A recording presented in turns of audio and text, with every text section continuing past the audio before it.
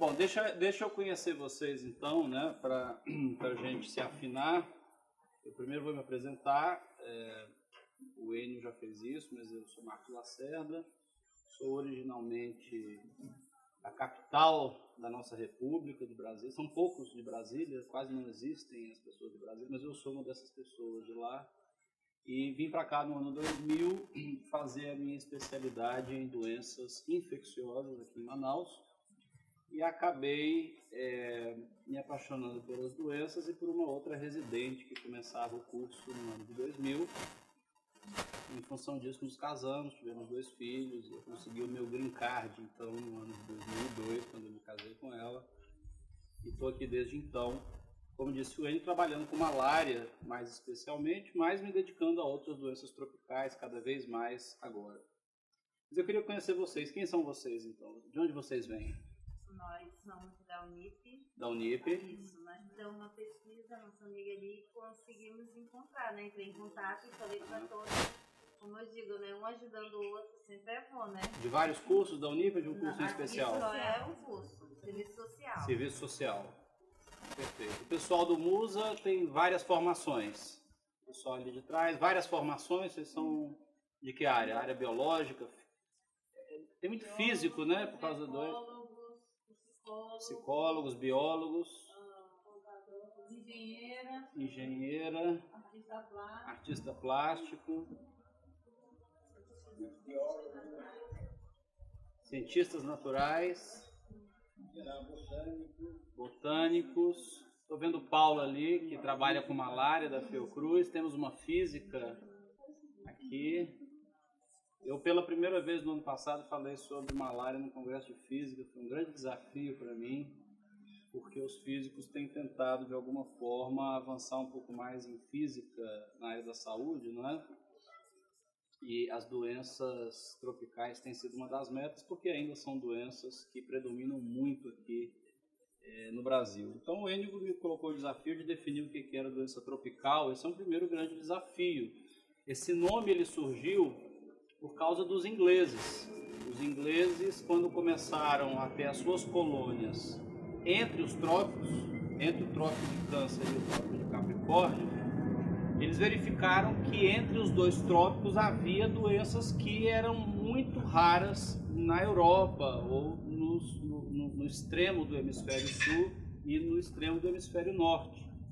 E deram esse nome de doença tropical, que na verdade tem uma característica de colonização, por isso que tem muita gente que não gosta do termo de doenças tropicais, apesar da minha fundação se chamar Fundação de Medicina Tropical, e a maior parte das instituições que trabalham com essas doenças acabam levando esse nome de tropical.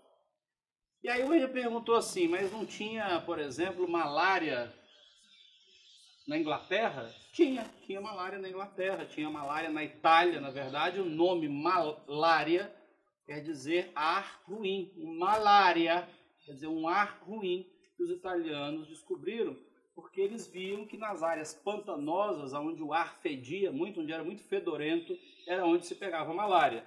Eles não tinham a menor ideia que isso era transmitido por mosquito, mas eles sabiam que ali tinha mais malária. Por exemplo, em Londres, nenhum padre gostava de morar perto dos pântanos, porque na época do verão eles morriam de malária. E isso por quê? Porque os mosquitos colocavam seus ovos em criadouros nessas áreas pantanosas, nessas áreas que eram mais fedorentas. Então ficou o nome malária até hoje. Bom, mas hoje quem visitar Roma não vai encontrar malária. Quem visitar Nova York hoje não vai encontrar mais malária. E isso porque a malária foi sendo controlada e eliminada dessas áreas. Eu vou mostrar um pouquinho nessa primeira parte hoje da nossa... Como é que vocês chamam isso? Uma palestra, um seminário? Bom, eu, na verdade, quando me convidaram para falar de doenças tropicais, são vários. Eu poderia ficar aqui a noite inteira, a gente podia ficar bebendo aqui a noite inteira falando sobre doenças tropicais. Mas eu escolhi falar para vocês sobre 2 doenças tropicais, e eu escolhi essas 2, eu vou me explicar. A primeira delas é uma doença, como está já dito aqui nesse primeiro diapositivo, é malária, com a qual eu trabalho, portanto é o que eu devo falar um pouco melhor. Mas eu vou falar primeiro sobre a malária porque é uma doença muito tradicional, é a mãe das doenças tropicais, foi a primeira grande doença tropical estudada e que vem caindo ao longo do tempo aqui para nós. Hoje, por exemplo, se eu perguntar de vocês aqui, quem conhece alguém que morreu nos últimos 15 anos de malária? Alguém consegue levantar a mão? Você conhece a pessoa que morreu de malária nos últimos 15 anos? Pois é. Se a gente fizesse essa mesma pergunta há 100 anos atrás, provavelmente todos vocês iam levantar a mão de vocês, dizendo que conheciam um parente, um amigo que morreu de malária há 100 anos atrás. Então, essa realidade claramente mudou e eu vou discutir com vocês por que essa realidade mudou. E aí, na segunda parte dessa palestra, eu vou falar sobre uma outra doença tipicamente tropical que a gente achou que estava livre dela, que a gente achou que a gente tinha acabado com ela e que, na verdade, voltou a aparecer, adivinhem, onde? Na Amazônia. Ela desapareceu lá no sul do país e começou a aparecer, reaparecer na Amazônia. E essa doença é a doença de Chagas. Eu vou tentar mostrar para vocês como é a história de uma doença que vai desaparecendo e ao passo que outras doenças vão reaparecendo. E isso mostra que as doenças infecciosas, de um modo geral, são doenças muito dinâmicas. O que a gente está discutindo aqui agora, daqui a 100 anos, a gente pode ter totalmente o oposto daquilo que a gente estava prevendo em termos de doenças tropicais. Eu não sei se vocês sabem, mas houve uma época em que os antibióticos foram descobertos. Qual foi a grande promessa com os antibióticos? O que se prometeu quando os ingleses descobriram a penicilina? O que se começou a dizer que ia acontecer com o mundo? As doenças infecciosas, as doenças causadas por micróbios iriam desaparecer, porque os antibióticos iam matar tudo. E, de fato, as doenças infecciosas começaram a diminuir muito, até que apareceu uma doença infecciosa que acabou com a nossa graça. Que doença foi essa? Que hoje é a maior pandemia de uma doença infecciosa no planeta, aumenta em todo o planeta e ninguém sabe o que fazer. De qual doença eu estou falando? Estou falando de AIDS, né? Estou falando do vírus HIV. Essa doença surpreendeu a todos nós quando no ano de 77, mesmo ano que eu nasci a propósito, o primeiro caso na Suécia foi identificado, não se sabia ainda que era um vírus. 2 anos depois foi quando o pessoal de Paris e o pessoal lá da Califórnia descobriu os primeiros casos e descobriram que isso era causado por um vírus muito tempo depois. O HIV/AIDS mudou toda a história das doenças infecciosas no planeta inteiro. Eu não sei se vocês têm ideia de qual é a situação de HIV/AIDS hoje no planeta, mas se vocês visitarem uma comunidade a 100 quilômetros ao norte de Maputo, em Moçambique, na África, 1 em cada 2 gestantes é portadora do vírus HIV. Nós estamos falando de quase 50% de prevalência entre mulheres grávidas na África. Isso representa uma mortalidade que não precisa comentar como deve ser alta, pessoas morrendo sem acesso a tratamento. Bom, então eu vou comentar inicialmente com vocês sobre malária. Essa apresentação eu fiz na semana passada lá em São Salvador, em El Salvador. Eles me chamaram para falar um pouquinho com o pessoal da região centro-americana sobre malária, nossa experiência sobre malária, porque a região centro-americana ela está querendo eliminar a malária. Ela está querendo fazer com que a malária chegue a 0. Vocês acham que isso é possível? Vocês acham que isso é um sonho inalcançável? Quem acha que é alguma coisa? Ninguém acha nada? Você acha que não é possível? É possível. Gostei do seu otimismo. Alguém é pessimista e acha que nós não vamos conseguir erradicar a malária do mundo? Qual é a única doença que foi erradicada do mundo infeccioso? O conceito de erradicar é não existir mais no planeta inteiro. Tem que desaparecer completamente. Qual é a única doença infecciosa que desapareceu completamente do planeta? Não existe mais. A varíola. Até final da década de 70, início da década de 80, todas as pessoas aqui nascidas antes tinham a vacina de varíola, tem uma marquinha da vacina da varíola. No início da década de 80 para frente, não existe mais a vacina da varíola porque ela foi erradicada, o vírus desapareceu do planeta. Parece que o vírus ainda está dentro de alguns laboratórios que guardaram o vírus, porque se houvesse de novo o vírus, ele teria vírus para fabricar vacina. Mas foi a única doença erradicada. Erradicar significa não precisa mais vacinar, não precisa fazer mais nada, a doença acabou. O que significa eliminar? Eu quero eliminar uma doença. Qual é a diferença disso para erradicar a doença? Alguma ideia? Mas qual é a diferença para a erradicação? Erradicar não tem mais como voltar, porque desapareceu do planeta. Eliminar, eu uso a expressão eliminar quando eu estou falando de um local. Por exemplo, eu quero eliminar a malária no Brasil. Por que não é erradicar? Porque se a malária continuar existindo na África, ela pode de novo entrar no Brasil. Então, por exemplo, qual foi a doença que o Brasil já eliminou? Qual é a doença que nós não temos mais, mas existe em outros lugares do mundo? Poliomielite. Nós não temos mais poliomielite aqui, mas ainda existe poliomielite na África, na Índia. Portanto, se eu paro de vacinar as crianças contra a poliomielite, o que pode acontecer?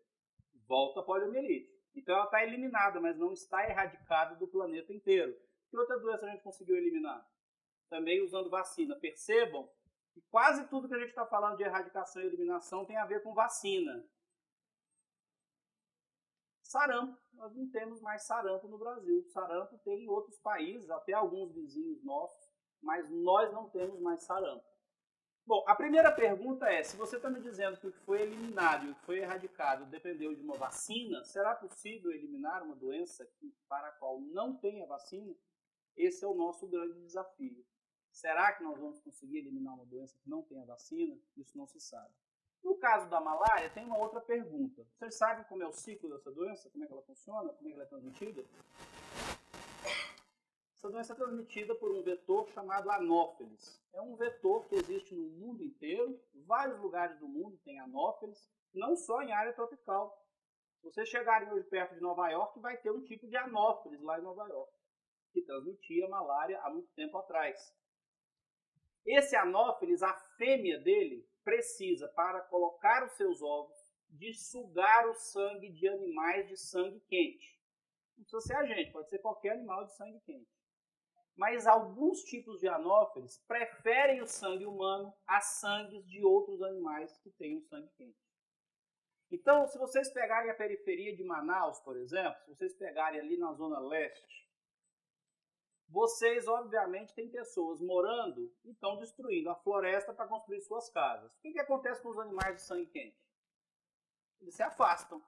Eles se afastam, porque o pessoal está caçando eles estão caçando, estão derrubando árvores. Então, esses animais se afastam. Resta lá anófeles sugar o sangue de quem? Do homem que está lá. Portanto, o homem acaba sendo extremamente suscetível à transmissão da doença, porque ele passa a ser o único animal de sangue quente que existe por ali, e o anófeles prefere ele. Portanto, quem pica a gente é a fêmea, porque ela precisa disso para colocar ovos. O macho, se não tiver nenhum estudo de sexualidade, ele não vai picar, obviamente, a gente.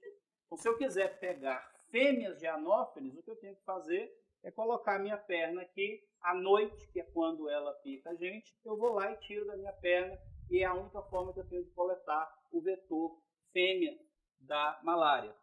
E essa fêmea, ela tem na probóscide dela, ela tem na saliva dela, se ela estiver contaminada, uma formazinha que consegue infectar a pessoa depois que ela pica. Então, quando ela pica, a primeira coisa que ela faz é dar uma cuspidinha dentro da pele. Essa cuspidinha que ela faz é muito estratégica para não entupir aquela probóscide dela, porque senão ela começa a sugar sangue e o sangue coagula ali dentro e entope.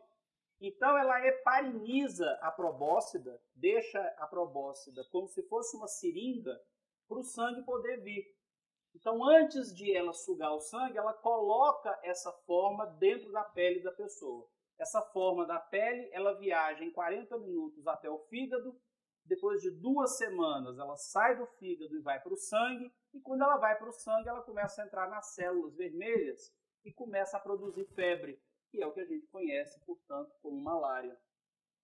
Então, a malária, aquela doença que dá febre, ela acontece, na verdade, muito tempo depois que o mosquito pica. Isso é uma coisa importante, porque às vezes a pessoa teve numa área de malária e depois de 2 semanas, quando começa a ter febre, não relaciona que pegou malária 2 semanas antes, quando se expôs durante o período noturno. Se a gente conhece isso tudo, o que a gente pode fazer para evitar a malária? Conhecendo esse ciclo todo, a gente pode evitar a malária de que maneira? Só contando isso que eu contei para vocês agora, como é que vocês fariam prevenção contra a doença? Foi? Claro, eu tenho que procurar um médico, eu tenho que procurar um serviço de saúde para eu poder fazer o diagnóstico e tratar. Porque quando eu trato, eu estou deixando de infectar novos mosquitos. Porque quando um mosquito não infectado voa até mim, e ele suga o meu sangue, e o meu sangue tem o protozoário, ele vai infectar o mosquito, e o mosquito vai passar para uma outra pessoa depois de 2 semanas também. Então, a primeira coisa, eu tenho que tratar. Se eu não trato, se as pessoas ficam sem tratamento, elas continuam infectando mosquitos e o ciclo permanece. Qual é a outra coisa que eu posso fazer para prevenir contra a malária? Com essa pequena historinha que eu contei para vocês aqui. Oi? Essa é uma coisa interessante. Se eu pudesse ficar mais frio, eu evitaria a picadura da mosquita. Como é que eu sei que isso é importante? Porque a grávida, ela pega mais malária do que a não grávida. E por quê? Porque ela fica mais quente durante a gravidez. Então, as mulheres, quando engravidam, elas ficam mais quentes, atraem mais mosquitos e pegam mais malária de fato. Além, obviamente, de fazer mais malária grave. O que mais que eu posso fazer para me prevenir? Eu não tenho vacina. Esse é um problema ainda sem solução. Porque o protozoário, ele é um protozoário que muda muito dentro do seu corpo. Então, quando eu faço uma vacina, eu não estou fazendo uma vacina contra uma única forma. Eu estou fazendo uma vacina contra várias formas e, portanto, é muito difícil. No caso de um vírus que não muda, eu consigo fazer uma vacina. Ou seja, eu dou um vírus vagabundo parecido com o vírus original, o meu corpo desenvolve anticorpos, e quando o vírus verdadeiro entra, o meu corpo já tem anticorpos para poder matar o vírus verdadeiro. Aí vocês perguntam assim, mas por que para HIV não tem ainda uma vacina se ele também é vírus? Porque o vírus do HIV, ele fica mudando todos os dias. Então, se eu desenvolvo anticorpos contra o seu vírus hoje, amanhã você já tem outro vírus e você escapa dos anticorpos. Portanto, a vacina não funciona. Tá claro isso? Bom, então não tem vacina para malária. Existem várias pessoas no mundo gastando muito dinheiro tentando fazer uma vacina para malária. Mas a proteção da melhor vacina que a gente tem até hoje é de 30% só. O que a gente considera muito pouco para que isso seja utilizado em saúde pública. O outro problema da vacina é que essa vacina mais desenvolvida, ela só é contra um tipo de plasmódio, contra um tipo de malária, que a gente chama de malária falciparum. A malária falciparum é aquela que predomina na África e que mata muito mais do que a malária que nós temos aqui. Qual é a malária que a gente mais tem aqui no Brasil? Chama malária vivax. A malária vivax, ela hoje é quase 90% da malária que nós temos no Brasil. É uma malária que mata menos. Por outro lado, ela tem uma malandragem. É uma malária que quando entra, ela fica armazenada no fígado da gente. Então, mesmo depois do tratamento, ela volta depois de alguns meses, especialmente se o tratamento não foi correto. Então, essa malária nossa não mata tanto. E por isso, quando eu fiz a pergunta aqui, só ela conhecia alguém que morreu de malária. Por quê? Porque hoje nós temos mais malária vivax do que nós tínhamos no passado. Por outro lado, essa malária vivax ela é mais difícil de ser controlada, porque ela pode ficar voltando de tempos em tempos.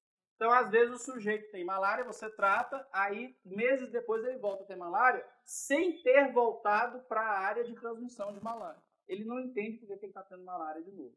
Diga.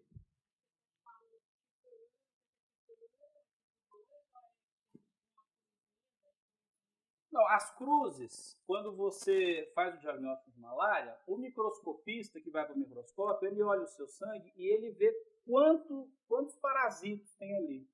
Se tem muito, se tem pouco. Para a malária falciparum, quando tem muito parasito, isso é grave. O doente pode fazer formas graves porque ele tem muito protozoário no sangue dele.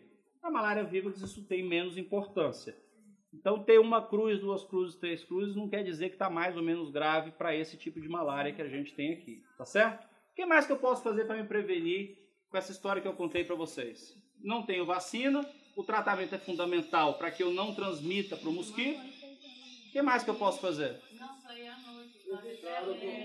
Quer dizer, uma das formas de controlar na realidade a doença é você evitar que as pessoas tenham contato com o mosquito. Quais são as formas para isso? Bom, eu posso telar minha casa. Posso colocar uma tela na minha casa, entro para dentro da casa e fico ali dentro da casa. Durante a noite, que é o período que ela está picando. Oi? Claro, quer dizer, quando eu estou fazendo desmatamento, na realidade eu estou expulsando os animais de sangue quente e eu começo a ser a única oferta de alimento para os mosquitos, não é isso? Além de telar a casa, que outra medida a gente tem usado para controlar a malária? Ninguém aqui é do interior? Como é que se dorme no interior? O mosquiteiro é uma ferramenta extremamente importante. O problema é que o pessoal chega aqui por trás de mim e todo mundo quer saber quem chegou, né?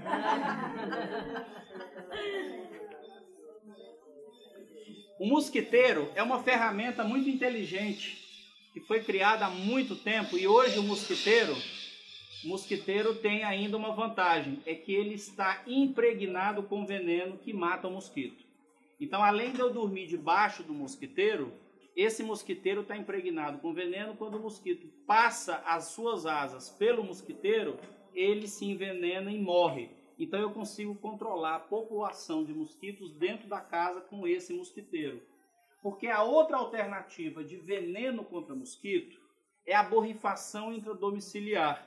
Eu entro dentro da casa e eu começo a borrifar e deixar veneno na parede. Bom, isso tem alguns problemas que a gente muitas vezes não considera porque não mora no interior.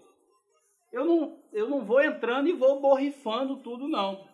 Quer dizer, é como se eu tivesse... se você tivesse sua sala no interior, é como se o sujeito chegasse a cada 4 meses e falasse assim: professor Enio, retire, por favor, todos os seus livros e todos os seus quadros para a gente poder fazer a borrifação. Então você retiraria isso tudo, ele borrifaria e no dia seguinte você colocaria tudo de volta e voltaria para o seu escritório. Quer dizer, você já imaginou o drama, o transtorno que é dentro de uma casa, você ter que tirar aquilo tudo, borrifar e no dia seguinte voltar aquilo para dentro? Então essa é uma medida que tem muito pouca eficácia porque as pessoas não conseguem fazer isso de forma sistemática. Então, essa é uma medida que até tem sido bastante abandonada por aí, porque as pessoas não conseguem fazer a borrifação. Bom, eu vou mostrar para vocês aqui algumas coisas muito rapidamente sobre a história da malária. E essa é uma ilustração muito interessante que foi feita na Itália, mostrando o quanto que o Peru contribuiu para a ciência. Essa senhora bonita, branquinha aqui, é a ciência. E esse pretinho aqui é o peruanozinho, que representava o peruano subdesenvolvido, pequenininho, que deu alguma contribuição à ciência. Isso que o quadro está mostrando ali. Qual foi a contribuição que as Américas deram à ciência? Que os peruanos deram à ciência? Isso foi uma revolução, porque até o século XVIII, a malária não tinha tratamento, não se podia tratar malária. E o que os peruanos ensinaram à ciência para tratar? Na verdade, quem pegou isso aqui e levou para a Europa foram os padres jesuítas, que eram metidos a estudiosos também. Quando eles chegaram, eles viram que os índios usavam a casca de uma árvore para tratar febre. Não era malária não, porque malária não existia nas Américas antes dos espanhóis chegarem. Vocês sabem disso? Antes dos portugueses e espanhóis chegarem nas Américas, nós não tínhamos malária. Podíamos ter qualquer outra coisa, menos malária. Tínhamos doença de Chagas. Tem várias múmias no Equador que já mostram lá a Trypanosoma cruzi, que é o parasito da doença de Chagas. mas malária não existia. Então foram os espanhóis que trouxeram a malária para cá, trazendo isso da África. E os peruanos usavam a casca dessa árvore para fazer um chá para a febre. Os jesuítas viram que aquele negócio também ajudava a controlar a malária. Essa árvore era a quina, e essa cáscara passou a ser chamada de quinina. A quinina foi a primeira medicação, a primeira droga que a humanidade conheceu para a malária. Os padres jesuítas levaram isso de volta para a Europa, e quando chegou lá, 2 farmacêuticos franceses conseguiram, a partir da casca da árvore, conseguiram fabricar o quinino de forma comercial. E o quinino passou a ser usado para tratar a malária. Os ingleses, que eram muito vivos, descobriram o seguinte: descobriram que o quinino, além de tudo, era um tonificante. Ele acelerava a frequência cardíaca, deixava a pessoa um pouco mais animada, e ele era um pouco amargo. O que os ingleses fizeram? Eles pegaram uma água gasosa, que estava acabando de ser inventada, colocaram um pouquinho de quinino dentro dessa água e serviam geladinho, geralmente com gin. Passaram a chamar isso de água tônica. A água tônica nada mais é do que uma das primeiras bebidas gasosas que se fez, e aquele amargo que todo mundo gosta da Schweppes, da água tônica, aquilo é um pouquinho de quinino que até hoje se coloca na água tônica. Fica bem melhor com gin, é preciso dizer, sozinha não tem tanta graça. Aqui nas Américas, a gente aprendeu muita coisa sobre malária também durante a construção do Canal do Panamá. Vocês conhecem a história da construção do Canal do Panamá? Os barcos todos que vinham da Ásia, o que eles tinham que fazer para chegar lá em Nova York, na costa leste dos Estados Unidos? Ele tinha que descer o Pacífico inteiro pelo Chile, contornava a Terra do Fogo lá embaixo, passava pela costa brasileira toda a América Central para poder chegar em Nova York. Isso demorava alguns meses. Eles descobriram que no istmo do Panamá havia a menor extensão de terra conectando o Oceano Pacífico com o Oceano Atlântico. Só que os dois oceanos eles estão em altitudes diferentes. O nível de água não é o mesmo e os dois oceanos não se conectavam. Bom, os franceses haviam construído uma coisa semelhante. Onde? Qual foi o grande canal construído antes do Canal do Panamá? Canal de Suez. Os franceses conseguiram construir o Canal de Suez com muita dificuldade, mas conseguiram, inauguraram. Inclusive, a Ida de Verdi foi tocada durante a inauguração do Canal de Suez. Foi uma maravilha da humanidade, conseguir abrir a terra para poder conectar 2 oceanos. Chamaram os franceses, que tinham know-how, para vir para o Panamá. Falaram assim, olha, vocês vão ter que abrir isso aqui para a gente, igual vocês fizeram em Suez, para a gente poder facilitar a nossa vida. Em vez de meses viajando, a gente atravessa aqui o Canal do Panamá. O problema é que o Canal do Panamá, toda essa área, é uma área muito quente, uma área tipicamente tropical, e essa área, ela tinha todos os vetores de malária, de leishmaniose, de febre amarela, e os trabalhadores começaram a morrer de malária e de febre amarela. O que os franceses fizeram? Foram embora, né? Foram embora, não conseguiram construir o Canal de Suez, o Canal do Panamá. Então chamaram os ingleses e os americanos. E os americanos então assumiram essa obra, até porque era mais do interesse deles. E o que eles fizeram para terminar a construção do canal e fazer aquelas eclusas? Ou seja, um barco aqui, quando ele chega, ele entra dentro dessa eclusa, a eclusa fecha, a água sobe como se fosse uma banheira, o barco se levanta e passa para o nível seguinte. Ele anda mais um pouco, lá em cima ele entra dentro de outra eclusa, a eclusa fecha, a água sobe e ele vai seguindo até ele chegar dentro do Oceano Atlântico. Isso demora questão de algumas poucas horas do dia. Obviamente que os americanos fecharam essa área, chamaram isso de área do Canal do Panamá, que era um território americano, ganharam muito dinheiro até recentemente, quando transferiram a área do canal de fato para o governo do Panamá, que agora está duplicando, porque eles fazem tanto dinheiro que eles resolveram duplicar essa área. Mas como é que eles conseguiram eliminar a malária e febre amarela? Com a ajuda dos cubanos. Porque os cubanos, nessa época, foram os primeiros a dizer que a febre amarela poderia ser transmitida por um mosquito. E os ingleses já tinham dito que a malária também era transmitida por um mosquito. Ninguém tinha muita prova disso, não era uma coisa muito óbvia. Mas eles começaram, então, a dedetizar e matar mosquito e deu certo. Os funcionários começaram a trabalhar muito bem, obrigado, e terminaram a construção do Canal do Panamá. Bom, a outra história triste sobre malária que a gente tem, e vocês devem ter visto isso talvez naquela minissérie Média Maria. A gente habitualmente não lê a literatura amazonense até que a Globo resolve fazer uma série, né? Aí a gente passa a se interessar pela literatura amazonense.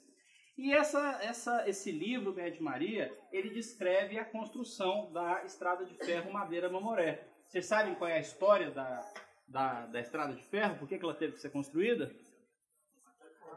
Então, a borracha que era produzida acima do Rio Madeira, ela não conseguia ser escoada pelo Rio Madeira porque havia duas grandes cachoeiras e essas cachoeiras não eram navegáveis. Então, ele tinha que ter uma forma de escoar essa borracha, não tinha rodovia, então a ideia foi construir uma ferrovia e os ingleses foram chamados para fazer essa ferrovia. Só que os ingleses não sabiam é que essa era uma área das mais receptivas à malária do Brasil. E aqui os trabalhadores que vieram, grande parte deles acabaram morrendo de malária. Essa foi uma experiência muito interessante, essa parte da construção aqui da ferrovia. Até hoje se diz que para cada dormente da ferrovia tem uma pessoa morta de malária e houve uma experiência muito interessante com profilaxia para malária. Quem assistiu a minissérie Média Maria, ou leu o livro originalmente, se lembra que foi uma das primeiras oportunidades em que os médicos davam quinino para os funcionários uma vez por dia para que eles não pegassem malária. Só que a administração de quinino para essas pessoas fez com que o parasito se tornasse resistente. Porque todas as vezes que você dá a droga numa quantidade pequena, o parasito entra, não morre, mas ele fica mais ou menos vivo e vai selecionando formas resistentes. O que pouca gente sabe é que para escrever o Média Maria, o autor foi lá na Fundação de Medicina Tropical e conversou com o doutor Dourado, que havia fundado a Fundação de Medicina Tropical. Então, toda a informação de malária que está contida no Média Maria foi uma orientação do Dr. Heitor Dourado, que foi o fundador lá da nossa Fundação de Medicina Tropical. Mas, na verdade, a malária só começou a ter um grande impulso em relação ao seu controle com a descoberta de novas drogas. E por que se descobriram drogas para a malária? Quem foi que descobriu as melhores drogas para a malária que estão disponíveis até hoje? O exército americano. E por que o exército americano se interessou por malária? Porque grande parte desses soldados que estão enterrados aqui no cemitério do Arlington, lá em Washington, morreram no Vietnã por causa de malária. Há muita gente que diz que a malária foi uma das coisas que contribuiu para os Estados Unidos terem perdido a guerra do Vietnã, porque, entre outras coisas, os soldados febris e morrendo de malária grave não conseguiam lutar. E os Estados Unidos não conheciam quase nada sobre malária. Não havia grandes drogas ou grandes ferramentas de controle. Então, depois da Guerra do Vietnã, o volume de dinheiro que os americanos colocaram no exército para fabricar novas drogas foi imenso. E isso fez com que os americanos descobrissem duas drogas muito importantes para a malária. A primeira delas foi a mefloquina, que se usou até um dia desse bastante, foi uma descoberta do exército americano. E recentemente existe uma droga que também foi descoberta pelo exército americano, chamada tafenoquina, que é uma droga que mata os hipnozoítos, ou seja, aquelas formas que ficam no fígado de quem tem malária vívus. Vocês se lembram que eu disse que a malária vívus, de vez em quando ela volta, meses depois? A única forma de matar essas formas no fígado é através de uma droga chamada primaquina. Só que é uma droga muito ruim, então ela tem que ser usada por 14 dias, ou 7 dias pelo menos. A tafenoquina o exército americano desenvolveu para a gente poder usar durante um único dia em uma única dose. Então a gente espera que essa droga que a gente tem estudado hoje lá na Fundação de Medicina Tropical seja uma droga promissora para a gente conseguir acabar com esse restante de malária que a gente tem aqui. Bom, Eu vou passar só para vocês enxergarem aqui aonde é que nós temos hoje o problema de malária aqui nas Américas. Então, como eu disse para vocês, até Nova York, lá nos Estados Unidos, já teve malária. Mas hoje a malária está totalmente concentrada na região mesoamericana, na América Central, pegando a ilha de La Espanhola, onde está o Haiti e a República Dominicana, e toda essa região amazônica. A pergunta é, por que é que hoje a malária está restrita à região amazônica? Porque nós tínhamos malária até em Santa Catarina. Na década de 60, quem fosse passar verão em Santa Catarina, Balneário Camboriú, podia pegar malária. Por que não tem mais malária no sul do país? Oi? Essa é uma explicação, quer dizer, o desmatamento que tanto se fala na Amazônia, né, as pessoas que viram dizendo que a gente está desmatando muito, na verdade já acabaram de desmatar com toda a Mata Atlântica praticamente. Quer dizer, o que nós estamos tentando preservar aqui hoje ainda é alguma coisa em vista daquilo que se tem no restante do país. Então, obviamente que com o desmatamento você conseguiu acabar também com o mosquito. Quer dizer, o vetor, em vários lugares, ele acabou desaparecendo. O Tocantins, que é a região norte do país, ele tinha bastante malária até há pouco tempo. Hoje, Tocantins tem quase 0 casos de malária. Por quê? Porque também as florestas foram todas dizimadas no Tocantins. Então, sem floresta, não há o criador ideal para o anófeles, que é o mosquito vetor. Então, sem mosquito vetor, não tem malária. Qual é a outra razão da malária ter desaparecido do sul do país? Alguma ideia? Um clima menos receptivo. Como era a transmissão de malária nessas áreas? Era em época quente, era na época do verão, quando você tinha maior proliferação de mosquito. Quando vinha a época do inverno, que a temperatura caía, você tinha menos mosquito. Com menos mosquito, você tinha menos transmissão de malária. Então, durante o inverno, praticamente não havia transmissão de malária. Então, as pessoas não estavam transmitindo malária, se tratavam. Quando vinha a próxima estação, o próximo verão, as pessoas não tinham mais como se infectar, ainda que tivesse mosquito. Então, qual é um problema da Amazônia? E por isso que a gente diz que a doença tropical, que depende do vetor, ela acaba se concentrando onde o clima não tem estações definidas. Porque como é a transmissão de malária aqui em Manaus? Existe uma época que não tem transmissão nenhuma?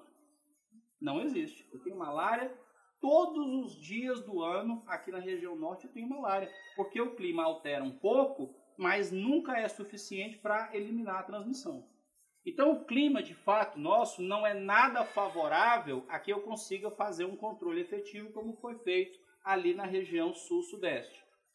Mas existe uma outra coisa importante. Na década de 50, os italianos disseram que queriam erradicar a malária do mundo. Fizeram uma mega campanha de marketing. Todos os selos daquela época vinham com a logomarca da campanha de erradicação. Vários países assinaram um documento dizendo que iriam eliminar a malária do seu país. E o pessoal começou então a jogar DDT em todas as casas de onde tinha malária no planeta. Fizeram um tratamento, treinaram pessoas, espalharam DDT que matava os mosquitos. E o que aconteceu com a campanha de erradicação da malária? Deu certo? Não, a gente tem malária ainda. Mas alguma coisa funcionou dessa campanha de erradicação da malária? Essa ação coletiva do mundo inteiro deu certo para alguma coisa? Deu. As áreas menos vulneráveis tiveram a malária eliminada. Por exemplo, a região extra-amazônica. Fora da Amazônia, a malária desapareceu depois da campanha de erradicação da malária. E o problema continuou acontecendo exclusivamente na Amazônia. Hoje, 99,9% dos casos da malária vem da região amazônica brasileira. Se pergunta assim, mas esse 0,1%, existe então transmissão fora? O problema é a vigilância epidemiológica, o quanto que a gente acredita que aquele caso foi de fato adquirido lá na Mata Atlântica, ou se aquilo não foi uma pessoa que viajou para a região amazônica e voltou infectada. Então hoje a gente tem muito cuidado quando uma pessoa tem diagnóstico de malária fora da Amazônia, para a gente saber se aquela malária é mesmo da região extra-amazônica ou não. Bom, então o cenário que a gente tem hoje da malária é uma malária que mata pouco e, além de matar pouco, esta malária tem diminuído muito. Nós estamos felizes com isso. A gente faz tratamento, a gente tem novas drogas, como eu disse para vocês, as pessoas recebem diagnóstico em menos de 48 horas de febre. A maior parte das pessoas na Amazônia recebem diagnóstico de malária antes de 2 dias de febre, se tratam e isso interrompe a transmissão. Mas qual é o problema da malária diminuir muito e não chegar a zero?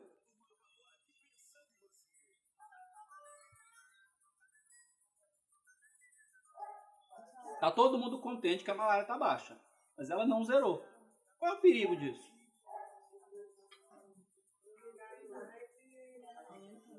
Assim é a humanidade, não é? Aquilo que não é mais problema deixa de receber investimento, deixa de receber atenção e a malária volta como voltou em vários países. Vou mostrar para vocês aqui.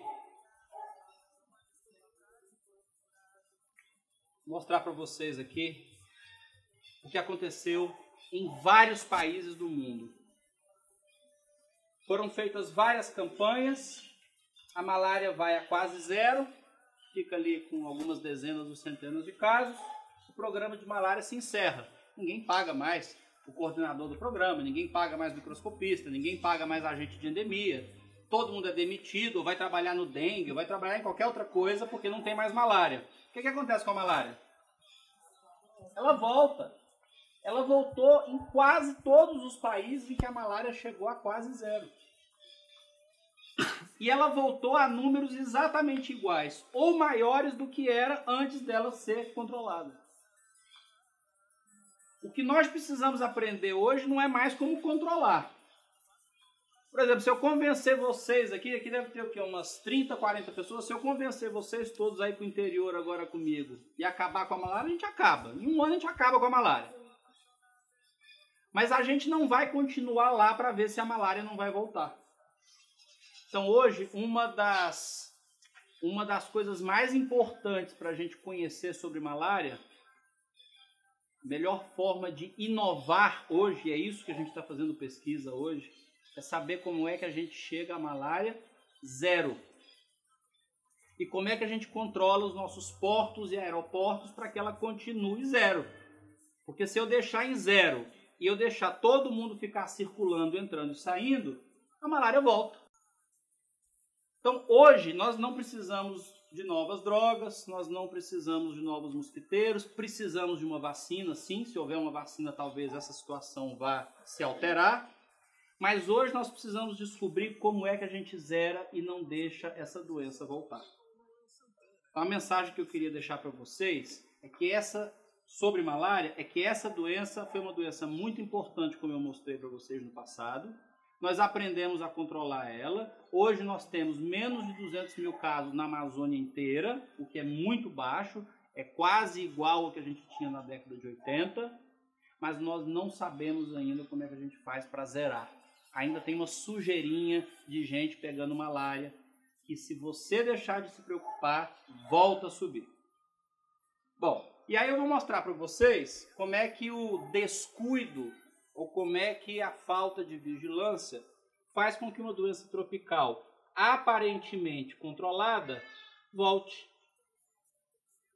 Essa aula foi ministrada ontem pelo professor Jorge Guerra, lá na Fundação de Medicina Tropical, e essa aula chamava a atenção dos profissionais, dos médicos, dos enfermeiros, dos alunos de pós-graduação, sobre essa doença, chamada doença de Chagas. A doença de Chagas ela tem vários problemas, a doença de Chagas. Mas o maior problema dela é que ela não é uma doença mundial como é a malária. A doença de Chagas, o vetor da doença de Chagas, ele só existe aqui na região da América Latina, do México para baixo. Fora dessa região latino-americana, não existe vetor que consiga, dentro do seu intestino, fazer o ciclo do Trypanosoma cruzi. Aí você fala, puxa, mas isso é ótimo. E se não tem vetor, por exemplo, na África, na Índia, na Austrália, em nenhum lugar, pelo menos a doença fica só aqui nas Américas. Qual é o problema político disso? Quantas pessoas querem dar dinheiro para fazer uma vacina ou para tratar a doença de Chagas? Vocês acham que, eventualmente, o presidente Barack Obama estaria interessado em dar dinheiro para fazer uma vacina para a doença de Chagas, se lá não tem doença de Chagas? Essa doença é considerada, então, pela Organização Mundial da Saúde, uma doença chamada negligenciada.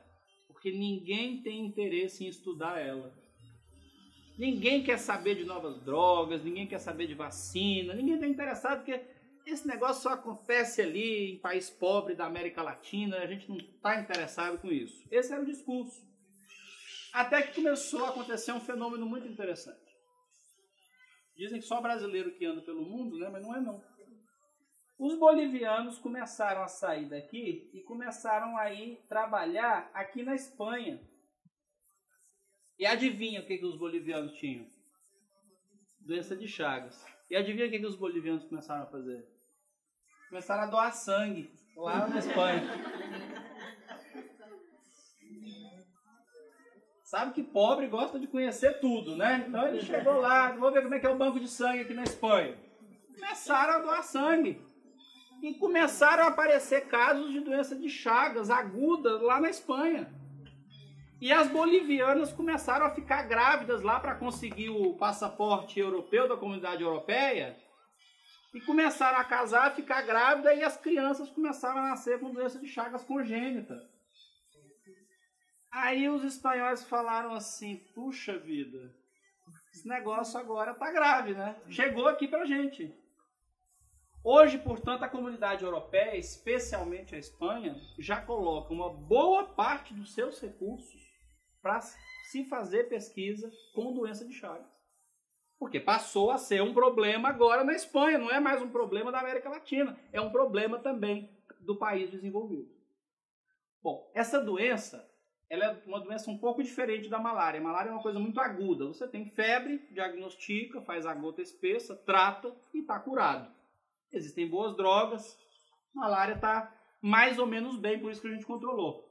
Mas a doença de Chagas, ela foi controlada de uma forma ambiental.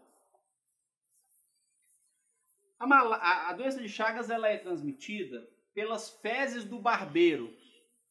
Vocês sabem o que é o barbeiro? Todo mundo sabe o que é um barbeiro?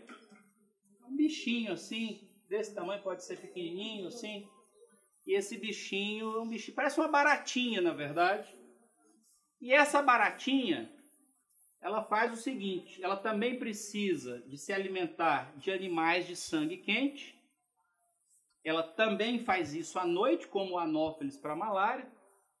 Então a fêmea chega na pele das pessoas, e como as pessoas estão cobertas, e porque essa área aqui do rosto é uma área de pele mais macia, onde não tem tanto pelo, só se o sujeito for barbudo que complica para o barbeiro, mas o barbeiro vem à noite e ele encontra essa área aqui e ele começa a picar, por isso que chamam ele de barbeiro, porque ele tem essa preferência por essa região que fica descoberta. Lembre-se que a doença acontece em áreas onde o pessoal ainda usa uma coxinha à noite. Então fica essa área descoberta, vem o barbeiro, pica. Quando ele suga o sangue, ele enche o intestino dele de sangue, ele tem vontade de fazer cocô. A gente não faz isso de manhã, quando toma café, às vezes tem vontade de fazer cocô depois que toma café? O barbeiro faz isso. Só que ele, imediatamente, quando ele se alimenta, ele faz cocô na pele da pessoa. Aí a pessoa que foi picada, aquilo coça. A pessoa, ainda que dormindo, ela faz isso aqui, ó. Quando ela faz isso aqui, ela pega o bichinho que está no cocô e ela introduz na pele com a unha quando ela se coça no meio da noite. Bom, o barbeiro, então, tem o Trypanosoma cruzi que sai nas fezes, das fezes passa por dentro da pele. Esse Trypanosoma cruzi, ele começa a ir para os gânglios aqui. Algumas pessoas, especialmente as crianças, têm um quadro febril, tem febre, dor de cabeça, ficam com gânglios aumentados. Só que o que acontece? O médico não pensa que é doença de Chagas, ele acha que a criança está com gripe. Quando é na Amazônia, acha que é o quê? Malária. Por isso que essas pessoas aqui na Amazônia, quando tem doença de Chagas aguda, vão fazer a gota espessa. O microscopista da malária, hoje ele já é treinado para reconhecer o bichinho da doença de Chagas também, porque é ele que vai pegar uma pessoa com febre. Bom, esse bichinho, se não for descoberto, depois de 2, 3, 4 semanas de febre, a pessoa para de ter febre e não sente mais nada. Fica ótimo, como se nada tivesse acontecido. Só que durante essas primeiras semanas, o que o bichinho fez? Ele andou pelo corpo inteiro. Ele foi para o coração, ele foi para os intestinos, ele foi para o cérebro, ele foi para o corpo inteiro. E ele fica dormente em todos esses tecidos. Ele pode ficar dormente ali por 5, por 10, por 20, por 30 anos. Só que às vezes, esse bichinho começa a fazer uma resposta, ele induz uma resposta imune da pessoa que tem o bichinho, e essa resposta imune começa a destruir o coração, ou começa a destruir o esôfago, ou começa a destruir o intestino ou o cérebro. E a pessoa pode ter, então, arritmia cardíaca, pode morrer. Ela pode estar dirigindo um carro, por exemplo, e ter uma morte súbita porque fez um ataque cardíaco por causa da doença de Chagas. Morre e ninguém nem sabe que ela tinha doença de Chagas. Outras pessoas, o intestino começa a se dilatar e começa a acumular fezes. Lá em Goiás, a gente viu pessoas que estavam há 6 meses sem evacuar. Vocês já imaginaram que horror? 6 meses sem fazer cocô? A gente tinha que fazer lavagem intestinal para tirar o cocô de dentro da pessoa, porque o intestino ele não conseguia se contrair para as fezes saírem. Então ele ia virando uma bola cheia de fezes. E isso é uma coisa das mais horrorosas. Vocês imaginem, a pessoa que o esôfago começa a dilatar e tudo que ela come não passa para o estômago, fica no esôfago. O esôfago dela começa a tomar toda a área do tórax.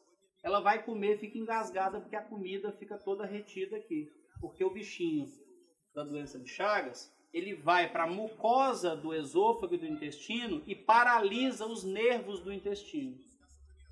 Então, a doença de Chagas, na verdade, é uma doença das mais graves, de maior complicação clínica que existem.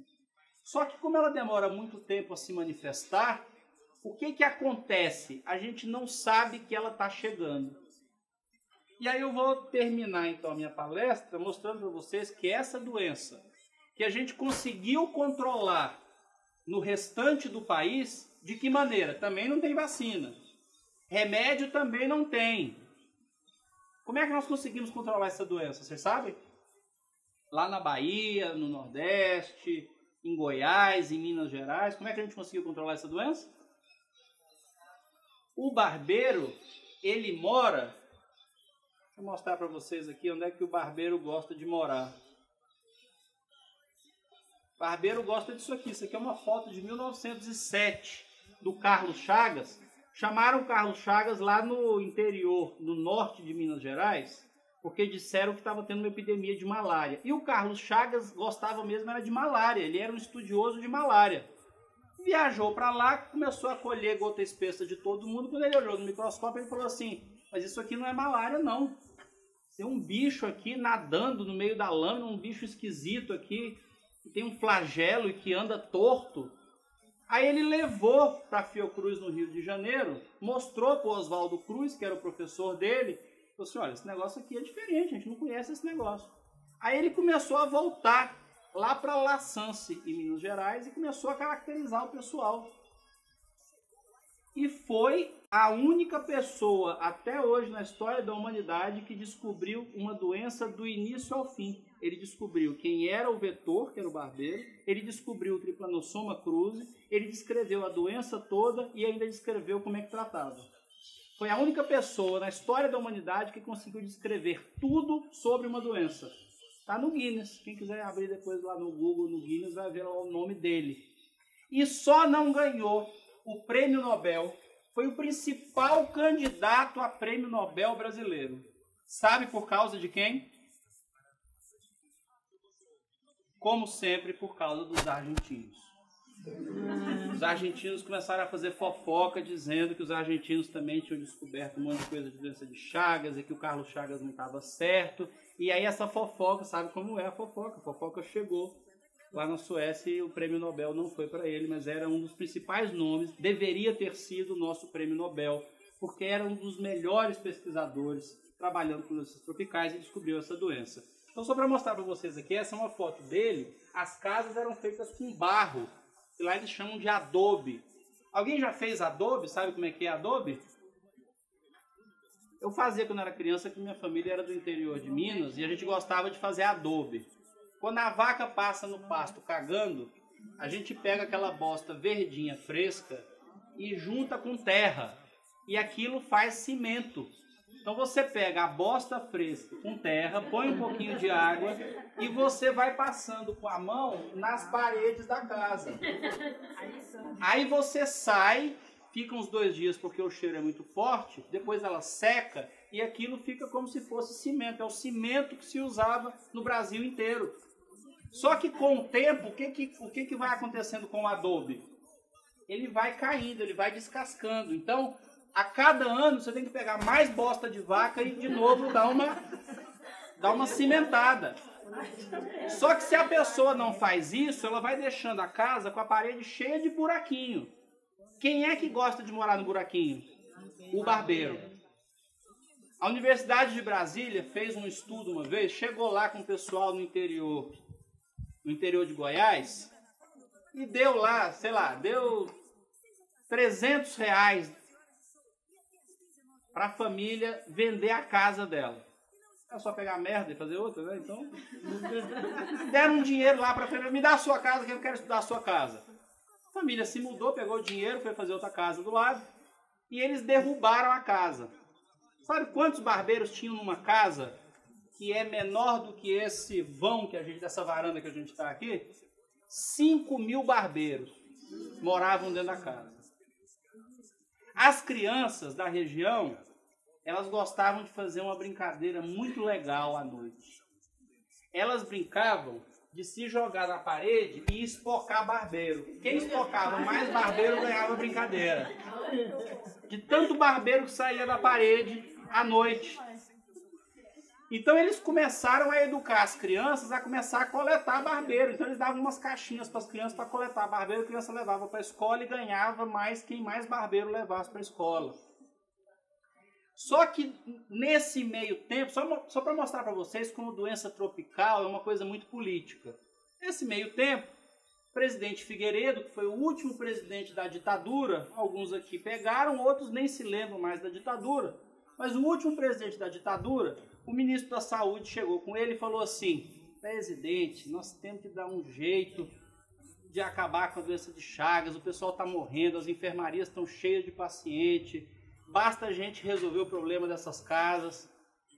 E encheram o saco do presidente, o presidente não dava bola para aquilo, e encheram tanto o saco do presidente que o presidente um dia numa reunião da OMS virou, pegou o microfone.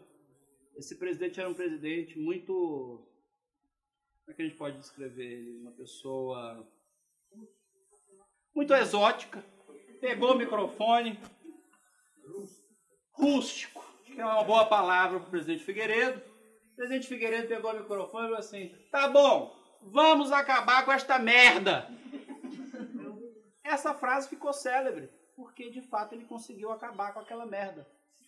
Ele começou a incentivar a demolição dessas casas e começou a financiar material de construção para o pessoal construir com cimento e com tijolo. E as casas onde tinha doença de Chagas começaram a mudar o perfil, o barbeiro saiu de dentro da casa. E a doença de Chagas acabou em praticamente todo o Brasil, por causa do controle das casas. Mas a doença de Chagas foi acabando sem que alguém tivesse descoberto uma droga melhor, uma vacina, ou como é que a doença levava à lesão do coração e à doença intestinal. Todo mundo ficou feliz. Só que esse mesmo pessoal aqui, que era pequenininho, continuou sem emprego, e adivinha para onde que eles vieram procurar emprego? Para a Amazônia.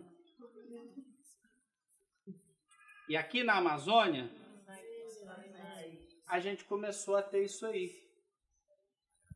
As pessoas que vieram infectadas começaram quando entraram na floresta. Aqui também tinha barbeiros, outros barbeiros. Mas esses barbeiros começaram a picar essas pessoas e começaram a se infectar. E esses barbeiros moram em Palmeiras. Que é a crítica que acabou de sair daqui, né? Os barbeiros moram aqui, eles ficam aqui nessas palmeiras. Então, quando a pessoa vai pegar os cachos de açaí, ela pega tudo, pega barbeiro, inclusive. E quando ela vai triturar o açaí para fazer o vinho, ela está triturando o barbeiro. E esse barbeiro está infectado. Aqui em volta de Manaus, quase 20% dos barbeiros estão infectados com T-cruzi. E quando elas bebem o vinho, o T-cruzi passa pela mucosa do estômago e faz doença de Chagas aguda. E começamos a ter várias epidemias de doença de Chagas, obviamente mais no Pará, porque é onde se bebe mais açaí, mas também no estado do Amazonas, que reporta desde a década de 80 essas epidemias. E a pergunta que eu queria deixar para vocês é, para onde é que nós vamos agora?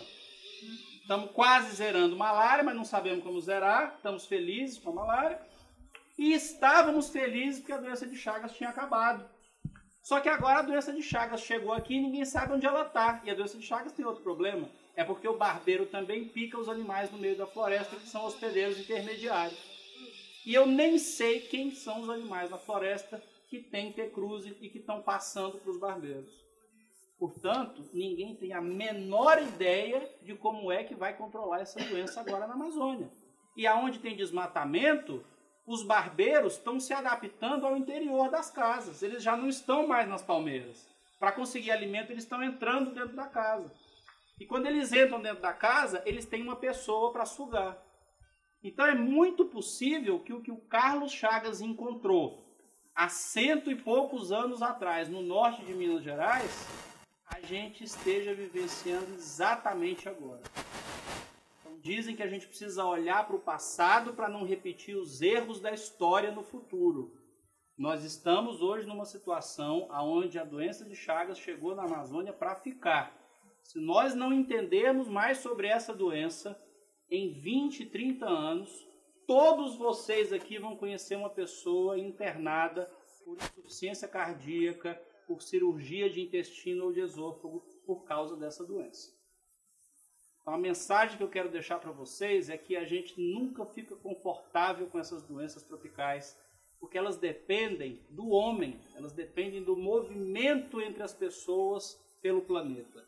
E isso é algo muito imprevisível.